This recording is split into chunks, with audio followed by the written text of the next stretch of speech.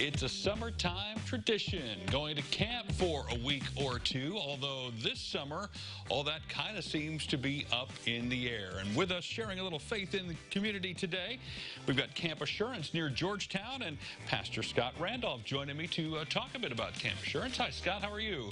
I'm doing fine, Tim. Thanks for allowing me to be on your program. Absolutely. Tell us a little bit about what Camp Assurance is normally, and then we can go to perhaps address what may or may not be happening this summer. All right. Normally, we have Monday through Friday camps. The kids come in the morning on Monday and leave Friday evening, and they stay there. We do all kinds of things throughout the day with our zip line, swimming pool, lots of different activities on the campground, airsoft. This year we're adding laser tag. But the other thing that's really big for them, a lot of them come back year after year to meet with their friends from Central Illinois, Central Indiana. They have a couple of preaching times each day that focus upon how they can get to know the Lord Jesus Christ and serve him better in their lives. Yeah, this is a faith-based camp, so obviously you go have a lot of fun, but there's a faith component as well. Yes. How long has it been around, and tell me a little bit about your involvement in a nutshell here over the years. Well, the camp began in 1949, and despite popular opinion, I was not around in those days. But I started going to the camp in 1970 and went there for 8 or 9 years as a child myself. And then the 4 years I was in college, I worked there each summer. And then upon graduation, applied to be the camp director. And that November, I was hired. So I've been there ever since. And the camp has been serving roughly 60 independent Baptist churches and other churches throughout Illinois and Indiana. Anybody can come, but there's a group of 15 independent Baptist churches that give me my marching orders, under which I then direct the camp each year and provide the budget and those kinds of things. About 25 churches that send regular support. And then, of course, we really survive off of the registration monies that the kids provide as well. So we have a lot of fun with camps for 4th through 6th graders and 7th through 12th graders that last a week at a time. And then we have a couple of camps for 1st through 3rd graders just to give them a first taste. It's only a couple of days, more so to get mom used to the idea of having the kids be away at camp. Yeah, probably less about the kids being gone and more about the parents being used to having the kids gone, I would imagine. Yes. Now, Yes, that's exactly right. We're all winging it these days, trying to figure out how to operate in life with sort of the new normal, at least for a while. How is this going to affect you guys this summer? I would assume there are probably a couple of plans in place of what you might have to do versus what you'd like to do. So talk about what summer camp is going to look like over the next couple of months. Yes, normally they'd come in on Monday and stay through Friday, but we're not sure yet what the governor of Illinois is going to allow.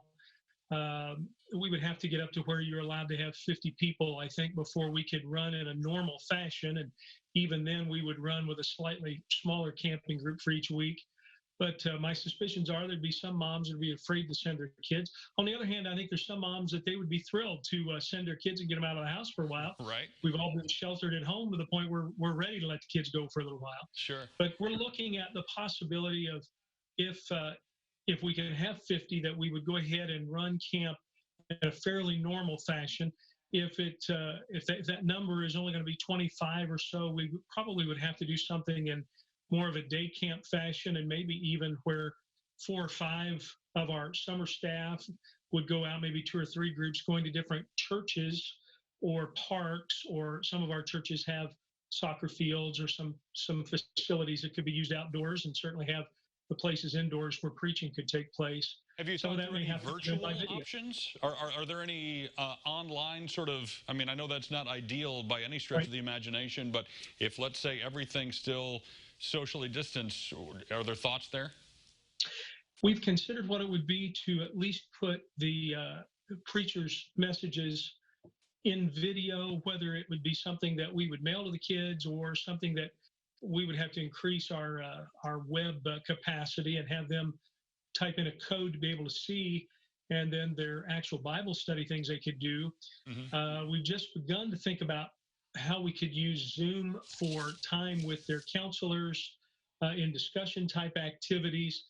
And then I've tried to consider what kind of things we could put in a box that would allow kids to play some games individually. There is an organization that has done some things, games that can be done through a computer, but it's not, very physically active. It's more things they can do online, and we at least know of that resource, but haven't really put a lot of time or effort into that yet. So there is a plan, and a camp's going to happen one way or the other. It just may look a little different than perhaps you would have originally imagined it. Yes, and I don't think we can make that final decision till somewhere around the first or second week of May, when we understand what both Indiana and Illinois governors are going to allow or demand. Well, we will keep people abreast of all that information on our website. And Scott, we appreciate your time today. Good luck in navigating these waters as you go through the summer, and we really appreciate it. Thank you very much.